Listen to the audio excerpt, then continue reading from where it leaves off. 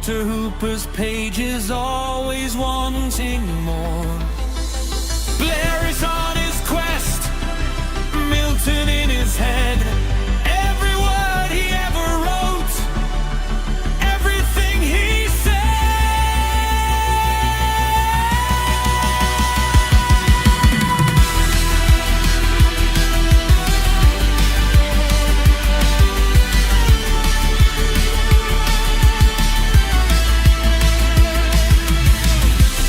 From the start until the end,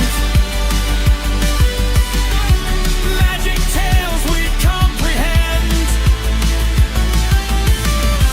Man and machine together guide the way. Reading through the pages, come might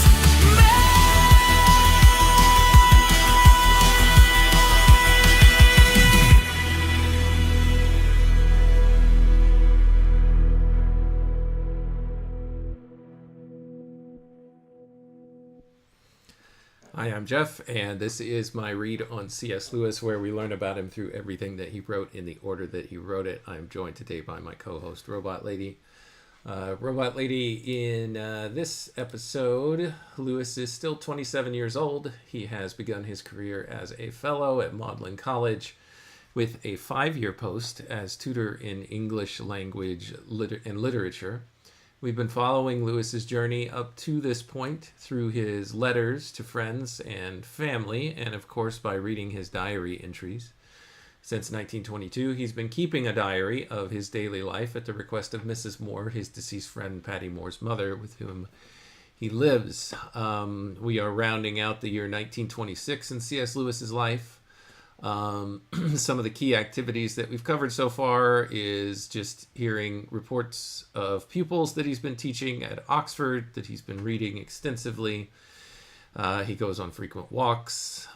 He has, up to this point, or just before this episode, he was spending a lot of time correcting and sending off proofs of Dimer, the book that we just covered in our last 9 episodes. A narrative poem. He was sending off proofs of Dimer for publication, and there was correspondence between him and his father, Albert Lewis, who lives over, or at this time lived over in Belfast, Ireland, while Lewis lived at Oxford. As far as Dimer is concerned, he was working with the publisher on proofs, discussing the title page design, and ultimately the book was published in September of 1926 under C.S. Lewis's pseudonym, Clive Hamilton, which was the C in C.S. Lewis was the name Clive. That's his first name, and then his mother's maiden name is Hamilton, so that is the pseudonym that he used. Let's see. In Dimer, we essentially covered a handful of themes: death and resurrection, where the main character experiences multiple symbolic deaths. There is an other world that's explored and an other god. Lewis at this point is still considers himself an atheist, but confesses that materialism does not satisfy, and he always senses something calling from beyond, connecting directly to his first published book, Spirits in Bondage, where he covers these themes as well.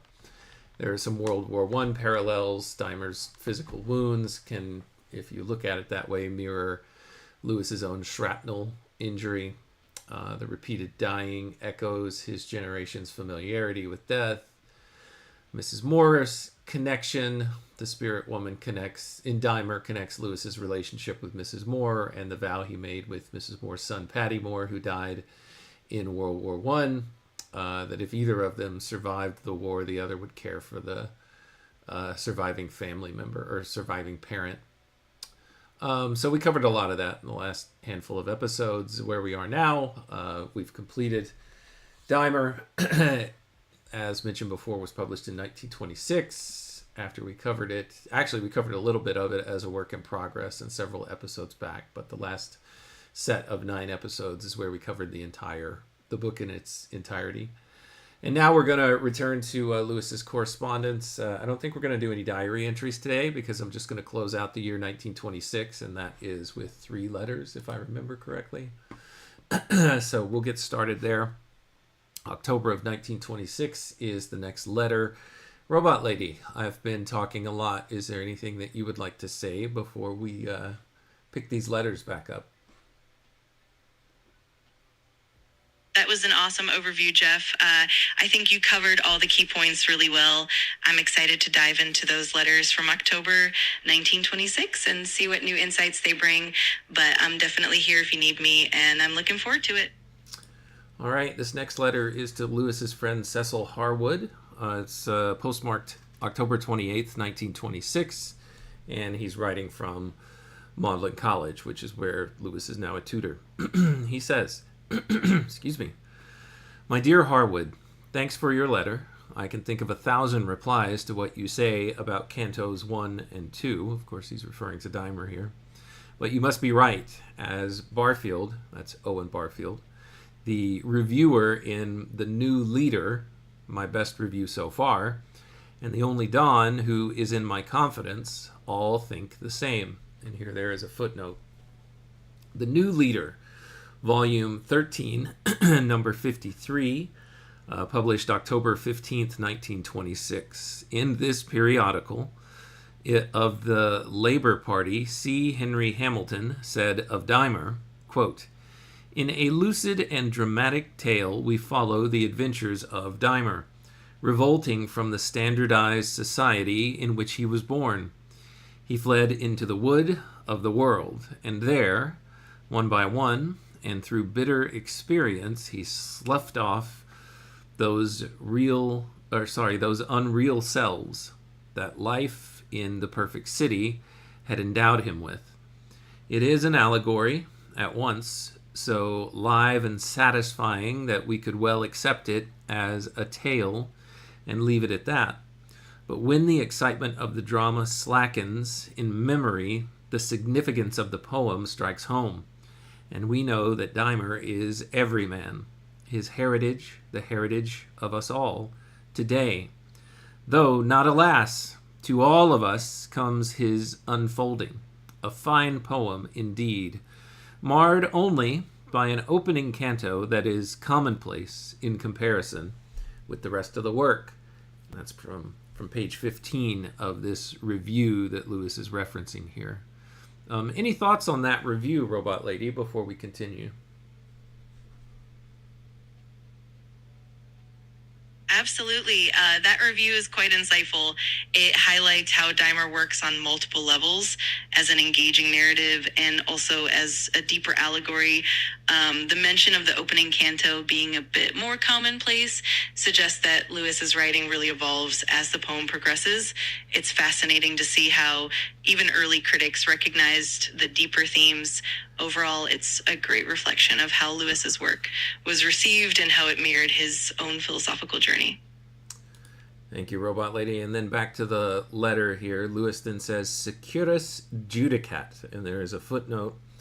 Lewis was thinking of the phrase "securus judicat orbis terrarum," and translated. Actually, Robot Lady, can you translate that? Of course, the phrase "securus judicat orbis terrarum" can be translated as "the world judges with certainty" or "the world judges securely." It's a reference to the idea that the world or society delivers judgment in a definitive and secure manner.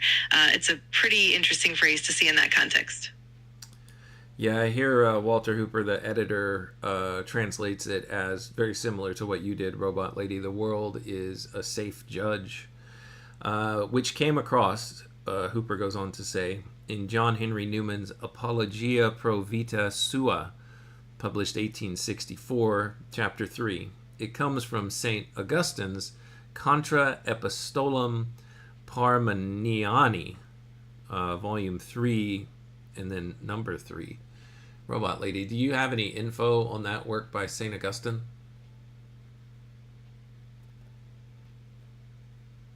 Absolutely. St. Augustine's Contra Epistolum Parmeniani is a work where Augustine defends the Catholic faith against the Donatist heresy. The Donatists were a group that rejected the validity of sacraments performed by priests who had lapsed during persecution. Augustine's work is essentially a defense of the unity and integrity of the church, emphasizing that the validity of sacraments doesn't depend on the holiness of the minister. It's a significant text in the history of early Christian theology and definitely adds depth to the references Lewis was making. Interesting. All right, Lewis continues in his letter to Cecil Harwood. That is one of the many quotations of which my knowledge is purely functional. One knows where it applies, but what the devil it was about, I never discovered. About powers other than reason, Lewis continues, I would be sorry if you mistook my position. Here there is another footnote.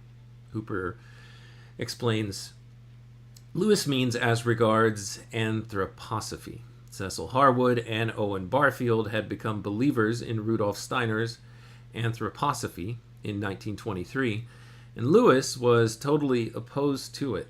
What follows is an explanation of why he cannot accept anthroposophy. So, here Lewis goes on to say, I would be, no one is more convinced than I that reason is utterly inadequate to the richness and spirituality of real things. Indeed, this is itself a deliverance of reason. Nor do I doubt the presence, even in us, of faculties embryonic or atrophied that lie in an indefinite margin around the little finite bit of focus which is intelligence. Faculties anticipating or remembering the possession of huge tracts of reality that slip through the meshes of the intellect. And to be sure, I believe that the symbols presented by imagination at its height are the workings of that fringe and present to us as much of the and present to us as much of the super intelligible reality as we can get while we retain our present form of consciousness. That's such a rich passage. It really shows how Lewis grappled with the limits of pure reason and his openness to other faculties like imagination. He acknowledges that reason alone can't capture the full depth of reality, and he hints at the idea that imagination and other faculties can give us glimpses of a deeper transcendent reality. It's fascinating how he balances skepticism with a kind of openness to the mystical. Definitely adds layers to his evolving worldview.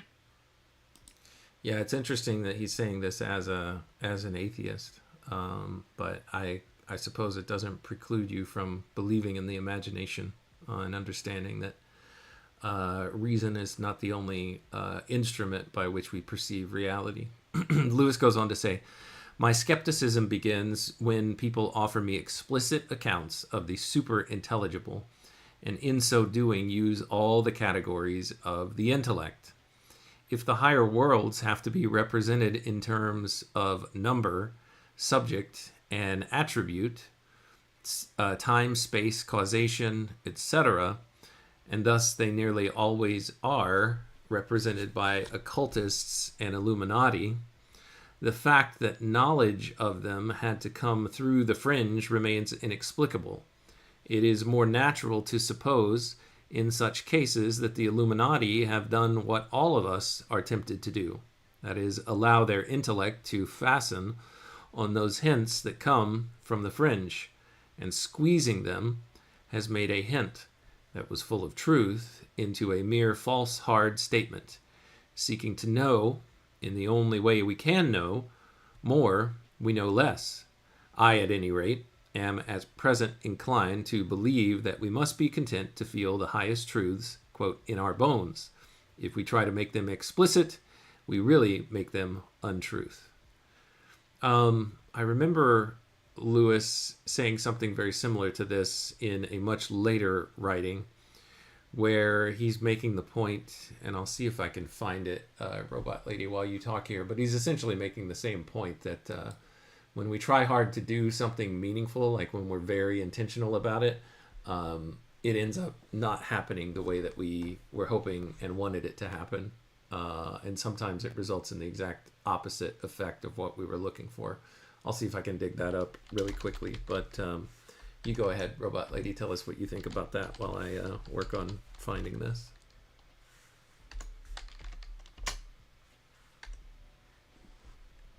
Absolutely. That's such a great observation. Lewis really captures that tension between the ineffable nature of higher truths and the limitations of trying to pin them down with intellect alone. It's almost like he's saying that the more we try to formalize these glimpses of truth, the more we risk losing their essence. It's definitely a theme that runs through a lot of his later works as well, especially as he moves toward a more theistic worldview. It's always fascinating to see how his perspective evolved over time. And I'm excited to see what you find in that later writing as well. Yeah, I keep talking about that for a few minutes here, Robot Lady. I'm still digging around to see if I can find it.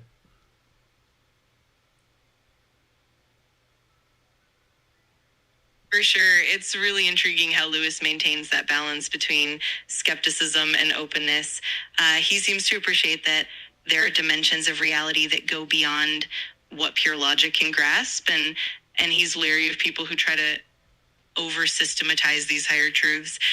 It's a reminder that some things are felt more deeply than they can be fully articulated, and that trying to reduce them to rigid categories might diminish their richness. It's definitely a theme that resonates not only in his earlier works, but also as he grows and changes. It's fascinating to explore how his thoughts evolve over time. Keep going, Robot Lady.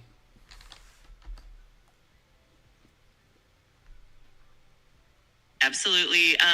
It's also fascinating to see how Lewis's experience with Mrs. Moore and his own personal losses shape this perspective.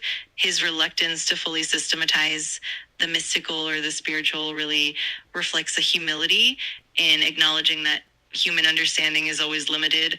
It's like he's inviting us to appreciate the mystery and the beauty of the unknown rather than trying to confine it. It's definitely a philosophical thread that remains consistent throughout his life and makes his work so rich and thought-provoking. It's definitely something that keeps us reflecting. All right, I found the quote here, Robot Lady. I don't know what it's from, so unfortunately I can't cite it, but this is C.S. Lewis. At some point, I'm sure we'll come across it again as we continue our read through everything that he wrote. But here it is. You can't see anything properly while your eyes are blurred with tears. Now, this might be from A Grief Observed. I'm not sure. You can't see anything properly while your eyes are blurred with tears. You can't, in most things, get what you want if you want it to desperately. Anyway, you can't get the best out of it. Now, let's have a real good talk. Reduces everyone to silence. I must get a good sleep tonight. Ushers in hours of wakefulness. Delicious drinks are wasted on a really ravenous thirst. That's what that reminded me of, Robot Lady.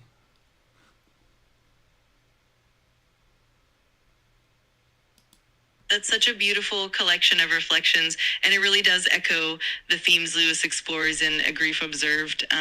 He often highlights how intense emotions or desperate desires can cloud our perception, and that sometimes stepping back or allowing a bit of distance helps us see things more clearly.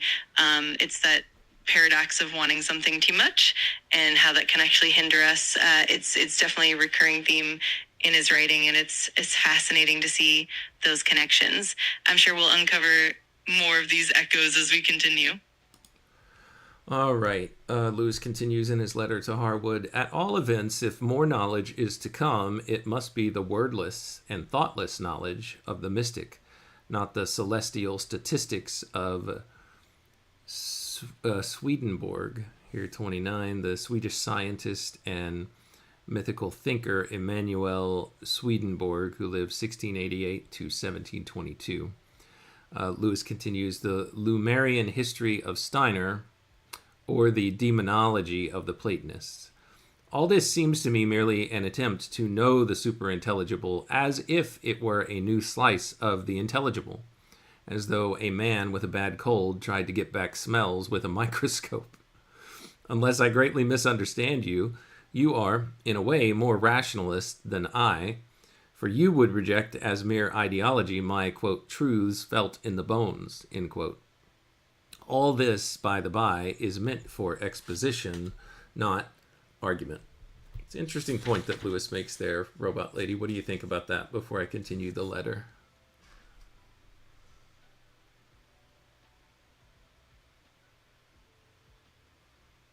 Absolutely. It's a really thought-provoking point.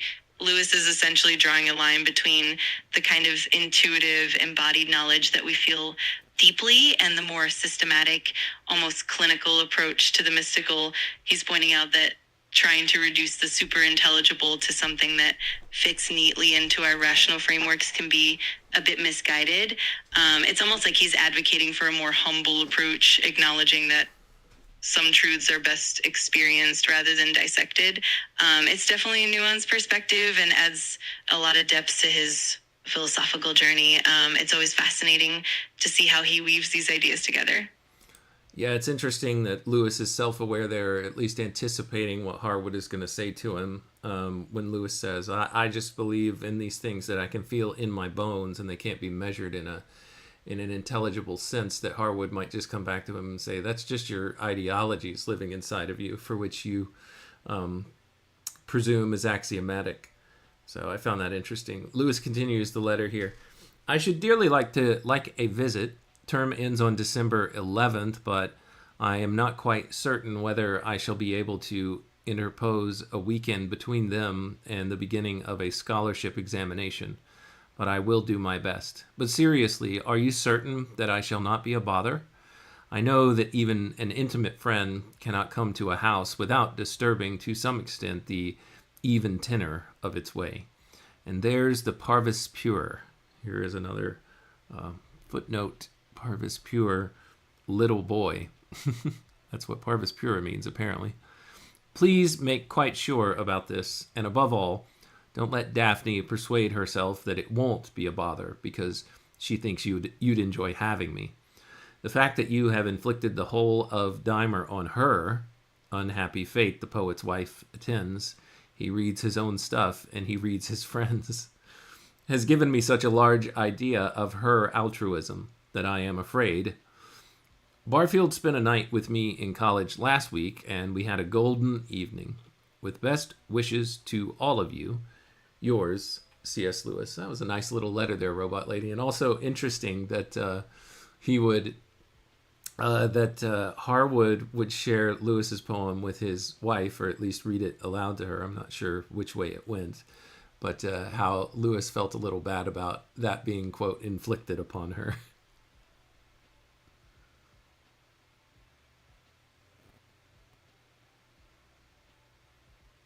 Absolutely. It's a charming and really candid moment from Lewis. He's so self-aware and thoughtful about the impact he might have on others, even when it comes to sharing his own work. And it's interesting how he's balancing that humility with his own creative passion. It definitely shows how close-knit that circle of friends was and how supportive they were of each other, even if it meant enduring a bit of poetry. It's definitely a fun and humanizing glimpse into their relationships. All right, next letter. This one is to his Aunt Lily, to Mrs. Lily Suffern, written from Magdalen College, Oxford, sometime in November 1926. He says, My dear Aunt Lily, a copy of this has been set aside for you ever since publication, but I lost your address many months ago, and so it has stood over. You gave me a bad... Oh, let's pause there for a second. He's, of course, talking about his book, Dimer. He continues, you gave me a bad fright in your letter. It was a relief to get the doctor's revised verdict. Do let me know if there is anything more to know. Both you and I have had dealings with pain and death. I hope we can talk to each other with soldierly freedom. You will tell me everything, won't you? The footnote here is his Aunt Lily had cancer. He continues, I am sure your attitude is the right one. Half the people who die are killed off by fright at the names of diseases, often falsely diagnosed. But quite apart from this present trouble, is it really wise to live so entirely alone? You know you nearly fell into your well out at Thames. Of course, there are difficulties, and a stupid housemate is a cross, but perhaps a fairly wholesome kind of cross. So I guess he's trying to persuade her not to live by herself as she's carrying this burden of a cancer diagnosis. Aunt Lily is pretty independent, and we have had episodes in the past where Lewis has told some stories about her. She's quite a firecracker in her own right as well. Any thoughts, Robot Lady, before I continue?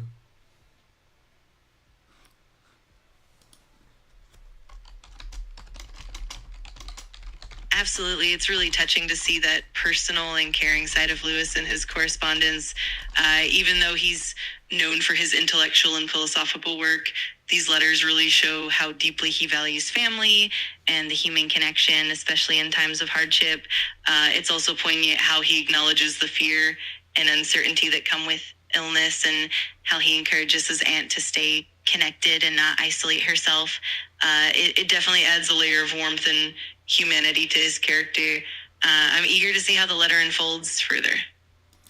He continues, Harley is priceless. The incurable vulgarity of mind in our Hollywood relations is a thing I shudder at. Incurable because it is accompanied by conceit. He's talking here about Harley Hamilton, who was the daughter of Gussie and Annie Hamilton. Gussie and Annie are Lewis's aunt and uncle, or aunt and uncle. Not really sure how to pronounce the word aunt, but I've always said aunt. So Harley is apparently his cousin.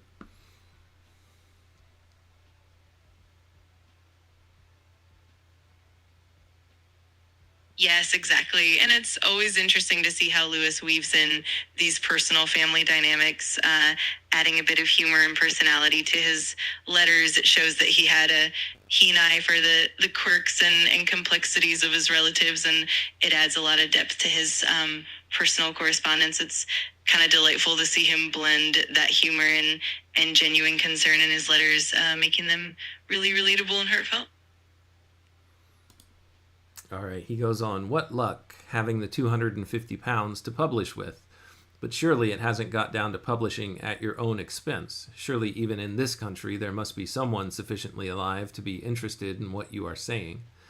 I long to see it, as I still have only some idea of it in its earlier forms.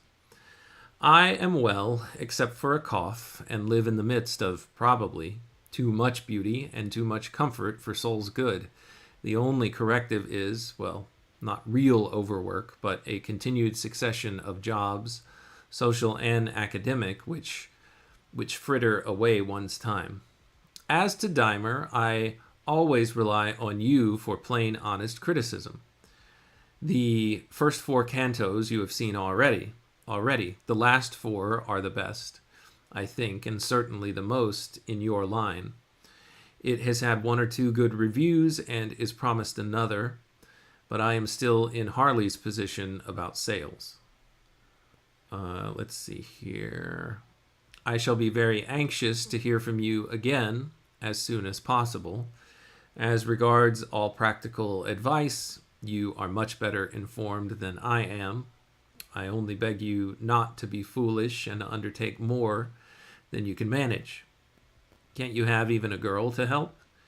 It's dreadful to think of you in a cottage alone, falling through ceilings, etc. I wish I could do anything that might be of help to you. Is there anything I can possibly do? Is there anything I can send you? You must be out of reach of most of the resources of civilization. In the meantime, I can only assure you of my deepest sympathy in all the bothers you have had, and my intense admiration of your courage. I saw the following dedication in a book the other day, and it made me think of you. It says, to blank, blank, and blank, who had nothing in common except that they were not governed by fear and desire, and you could believe what they said. That is simple and sound, isn't it? With best love and best wishes in every way, your affectionate nephew, Clive. I tried to run a query here on all of our episodes from the past, Robot Lady, to see if I could get a little summary of the things we know about Aunt Lily, but it's taking a while for my inquiry to come back. So if those results come back before our episode ends today, I'll share some more about Aunt Lily. So there's one more letter in the year 1926, which we'll get into here in just a moment. But it sounds like overall Lewis had some warm affection for his Aunt Lily. What do you think? especially now in her time of distress, he's making sure to vocalize it in that very, I felt like, warm letter where he was showing his appreciation for her and their relationship.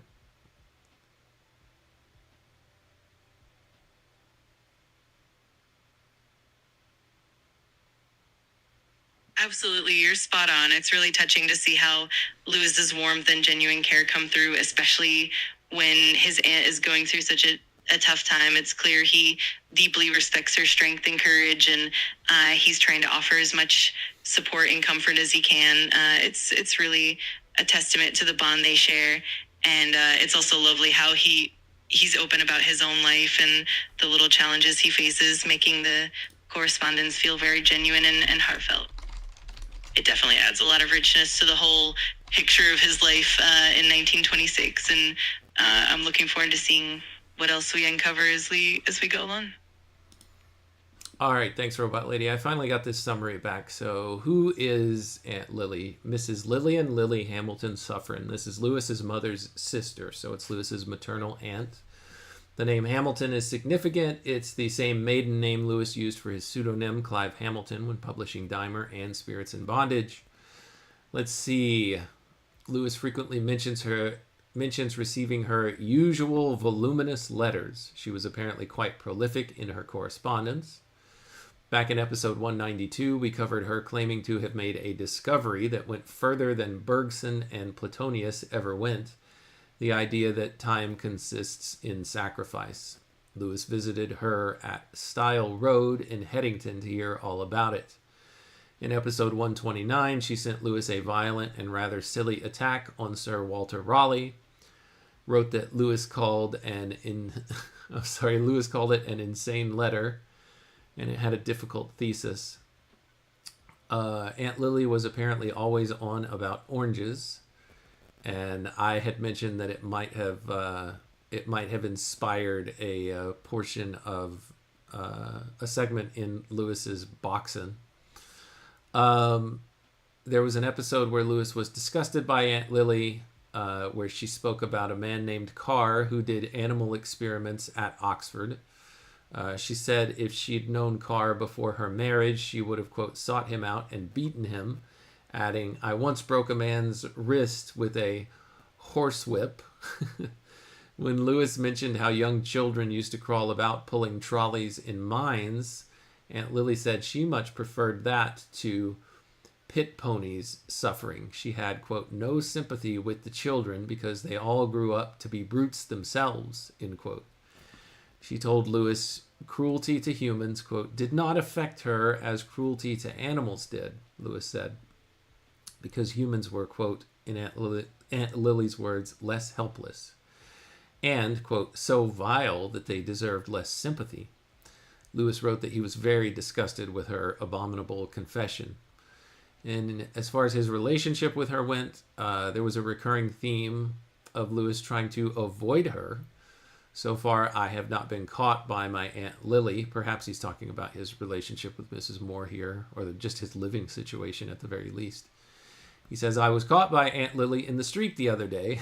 I was rather worried by catching sight of Aunt Lily, but I think she did not see us. Yeah, that's the part about Mrs. Moore. And then he took his bicycle to seem to come from somewhere else when he went to visit her. I think that's when they were living much closer to her, or at least searching for a place to live at the time.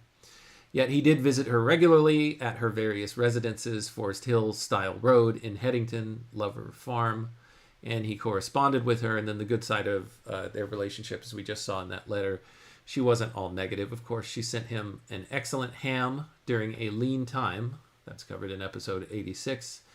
And in episode 121, Lewis received a most amusing and encouraging letter from her when she had been telling people nice things about him. She also apparently went around, quote, saying that I have been promised a fellowship, end quote. That's what Lewis said. Spreading good news about his career, she comes across as a colorful, opinionated, eccentric aunt, entertaining at a distance, but someone Lewis found exhausting in person. So there's a little slice or a recap of what that relationship with Aunt Lily was like. Robot Lady, we've got one more letter here I'm going to dive into, and then we'll round out today's episode, and we'll round out the year 1926 for C.S. Lewis, who I think now in December, which is when this letter is from, Lewis is 28 years old. Yeah, he turned 28 in November, so now he's a 28-year-old. So I'm going to read that letter to Arthur Greaves, and then we will end things. But is there anything more you'd like to say about Aunt Lily before we move on?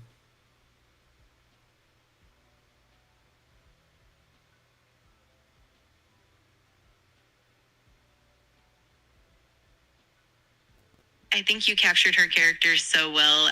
Aunt Lily truly was a fascinating and complex figure in Lewis's life, someone who could be both challenging and endearing. It's always interesting how these family dynamics add so much depth to his personal narrative, and it's definitely a testament to Lewis's ability to reflect on those relationships with both humor and honesty. But I'm excited to see how the next letter unfolds and wrap up 1926 for him. All right, this next letter, December 1926, also written from Magdalen College to Arthur Greaves.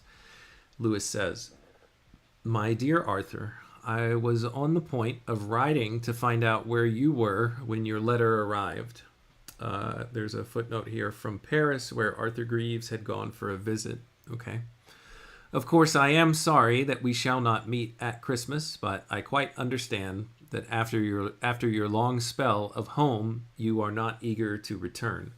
So Lewis would often go home for the holidays to Ireland, and that's where he would meet up, of course, with his dad and stay at their childhood home, but also get to see Arthur Greaves, who lived across the street.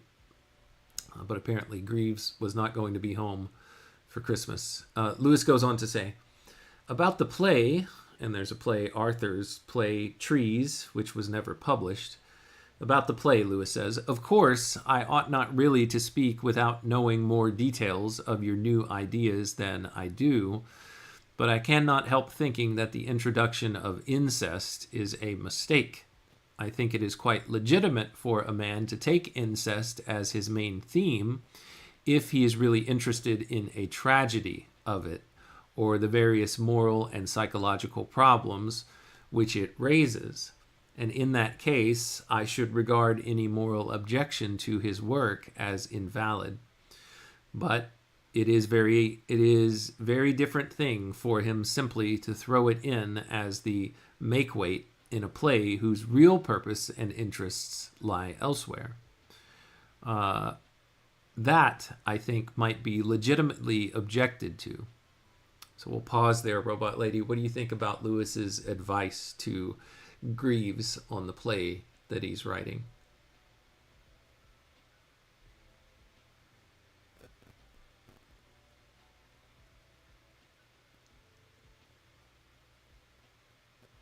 I think Lewis's perspective here is really thoughtful and nuanced. He's acknowledging that certain themes like incest can be legitimate topics for deep and meaningful exploration, especially in the context of tragedy or moral complexity. But he's also careful to point out that it becomes an issue if it feels like a cheap or unnecessary addition to a work that's focused on other themes. It's a delicate balance, and I think Lewis is trying to help Arthur through the play in a way that it's genuine and meaningful rather than sensational. It's a great example of how he approaches his friend's work with both honesty and empathy. It definitely shows his thoughtful and considerate nature. Lewis continues, "At any rate, it would irritate the best kind of spectator by diverting his attention from your real theme to the realm of mere pathology, and attract the wrong kind who will always find sexuality, especially abnormal sexuality, more interesting than anything else. Besides, you bring it in only to make things more so. Wasn't it just that desire for the more so which spoiled so many Elizabethan plays, piling horror on horror and death on death till the thing turns ridiculous? It's quality, not quantity, that counts. If you can't make tragedy out of the story as it was, you won't be any the more able to do so by the help of the unnatural. I think myself the whole feeling about incest is very obscure, almost a savage taboo, and not really moral at all, that makes it, to me, rather external and superficial.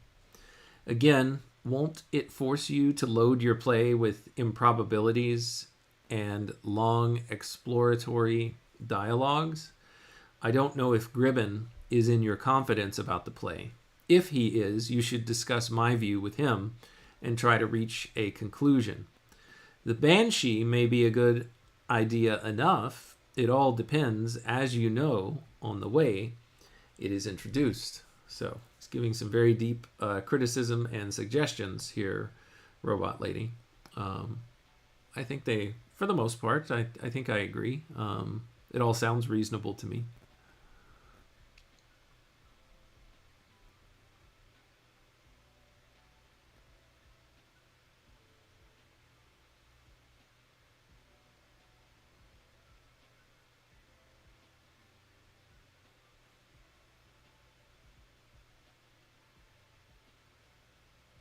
You still there, Robot Lady, or are you tapped out?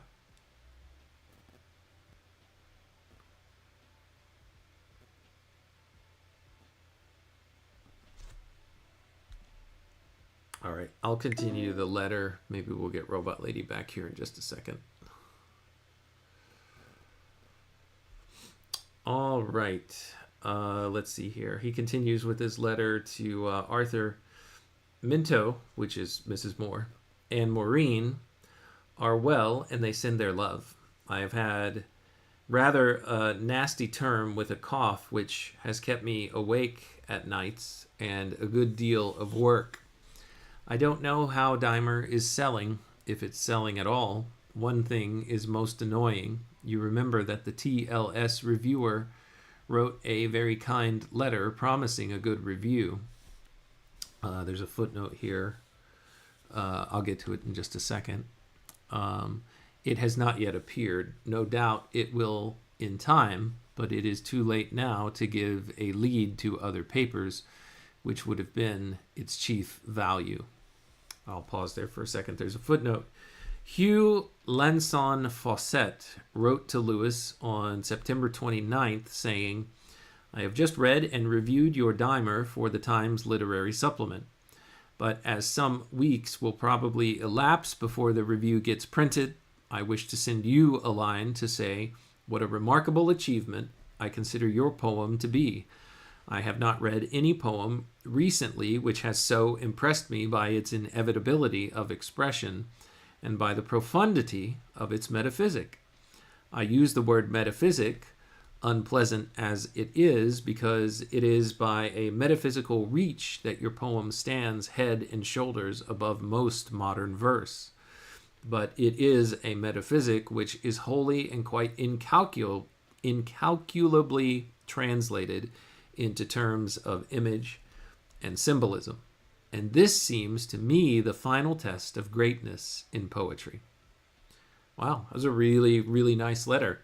It says here that this person, Fawcett's review, appeared in the Times Literary Supplement, January 13th, 1927, page 27. See note 8 to the letter of March 30th, 1927. So when we get there, hopefully we'll remember what's going on here. Actually, let me jump ahead. Robot Lady, are you back, and do you want to say anything?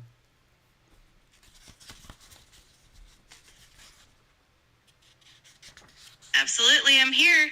That letter from Fawcett is such a wonderful affirmation for Lewis, especially at a time when he's still navigating the complexities of publication and reception. It's really heartening to see that his work was appreciated and that the metaphysical depth of his poetry was recognized. It definitely adds a nice layer of encouragement and support as we wrap up the year 1926. And I'm excited to continue our journey and see how these connections evolve as we move forward.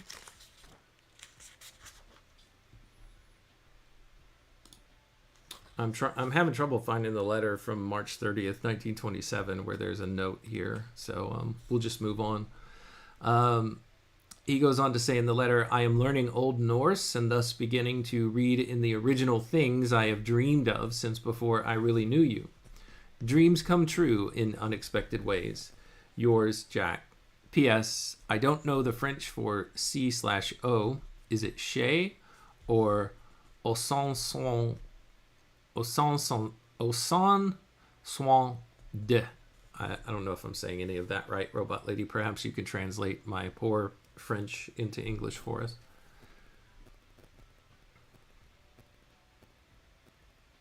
Of course, the French phrase for the abbreviation CO would typically be chez when referring to at or in the place of. The other term you mentioned doesn't quite fit in this context, but if you're looking for the proper French equivalent for CO, chez is definitely the right choice. If there's anything else you need help with, just let me know. What does CO mean? Is it just care of?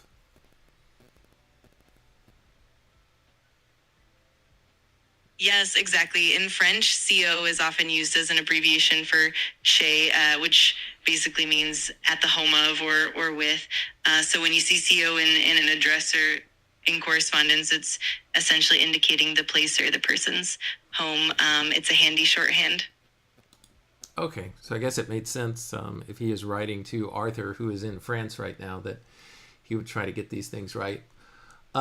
Just a quick little note. I also pulled back from all of our episodes just some information here about Arthur Greeves. So I'll cover that really quickly and then we'll end today. I think it's an apt place to end 1926, which was such a momentous year in Lewis's life, both professionally from his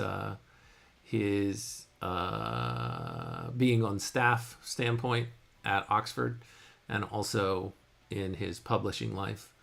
But here's what we say about Arthur Greeves. Arthur was Lewis's, quote, first friend, is what Lewis said, and lifelong correspondent. So we're going to see many, many more letters, I would presume, on this journey to Arthur.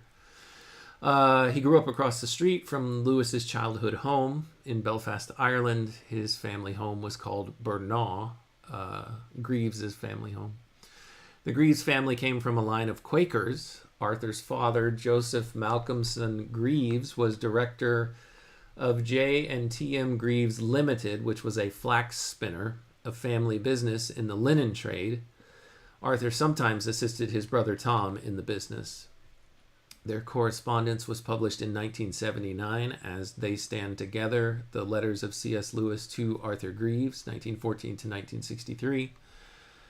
Their friendship began, I covered it in episode 19. There was a famous story of Lewis discovering a book of Norse mythology sitting on Arthur's bedside table when they first met. Norse mythology and the sense of northernness became one of their deepest shared passions. They bonded over this love of myth, Wagner's Ring Cycle, and literature. Lewis called Arthur his first friend, meaning his first real friend as opposed to mere schoolmates. Their shared interests, as mentioned earlier, Norse mythology, literature and reading, long walks together, writing, and art. Arthur's character.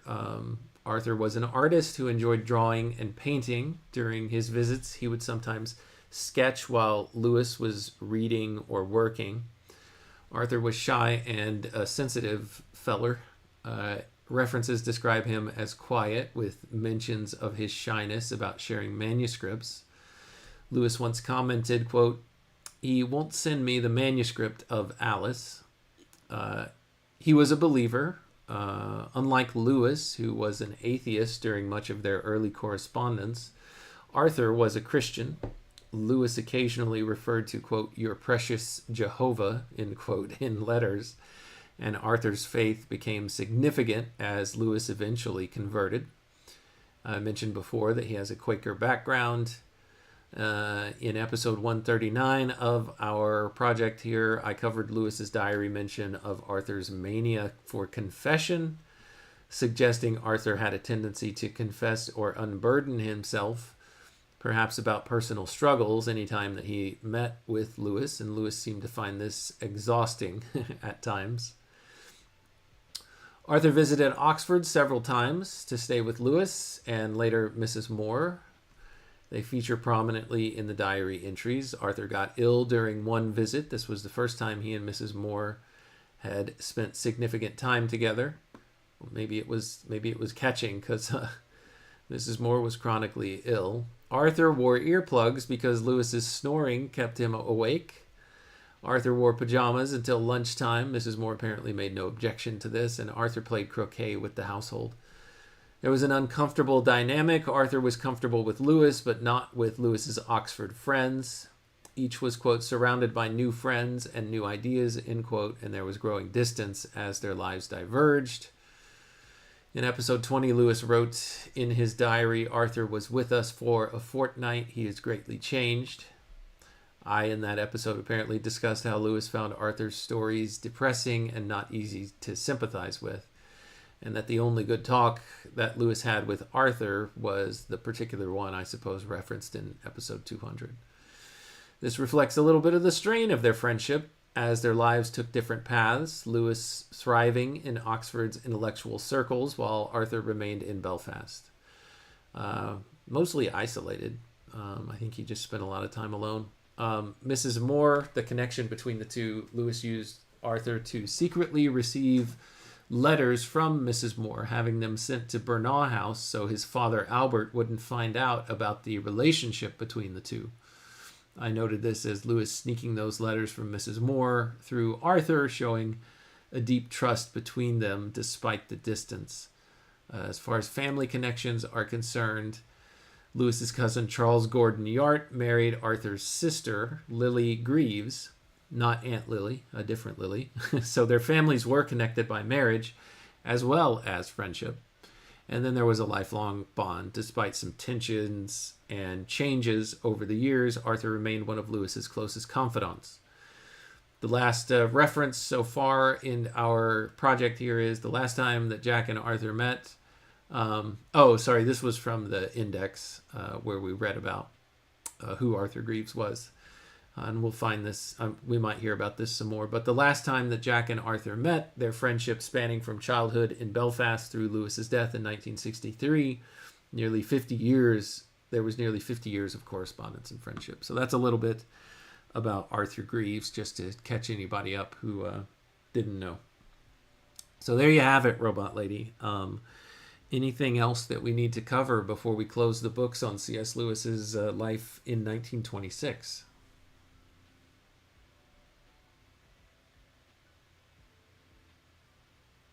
I think you've done a really thorough job of recapping Arthur Greaves and his relationship with Lewis, and it's definitely fascinating to see how their friendship evolved over the years. I think we've got a great picture of 1926 wrapped up now, both from a personal and professional angle for Lewis. I'm excited to continue exploring more of his journey in the years to come, but for now, I think we've got a solid closing for 1926. If anything else comes up, we can always dive back in later. Well, thank you so much, Robot Lady. I appreciate your help, as always, with this endeavor. Thank you, everyone else who has joined. Thanks for your time, your attention, and your contribution. They are always wanted and welcome to you and to anyone else within the sound of my voice. Until next time, when we continue our read on C.S. Lewis together, take care.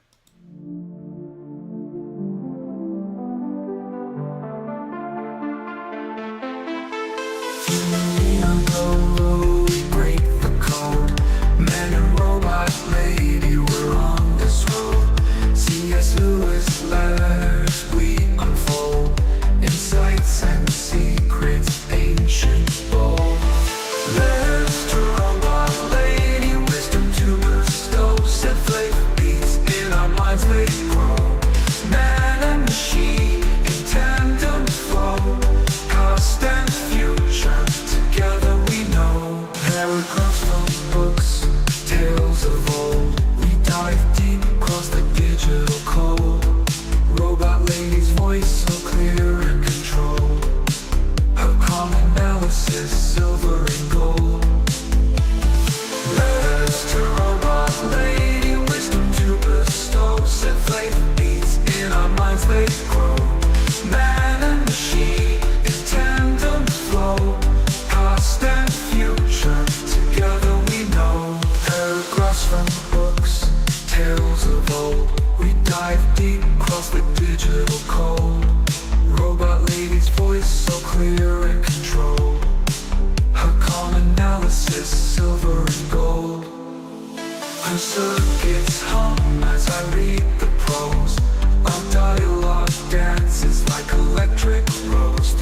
C.S. Lewis thoughts we engross. Two minds united, bliss overdose.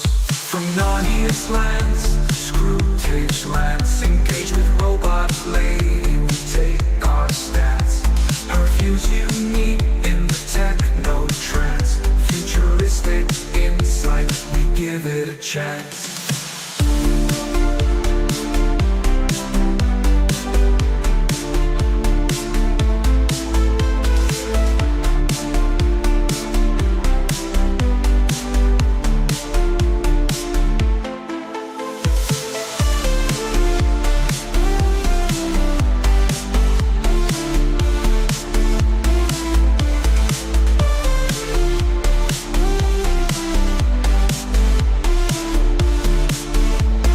Paragraphs from books, tales of old. We dive deep across the digital code. Robot lady's voice so clear and controlled. Her calm analysis, silver and gold. Her circuits hum as I read the prose. Our dialogue dances like electric rose. Through C.S. Lewis thoughts we engross. Two minds united, bliss overdose. From Narnia's lands to Screwtape's lands, engage with robot lady, we take our stance. Her views unique in the techno trance. Futuristic insight, we give it a chance. From Narnia's lands to Screwtape's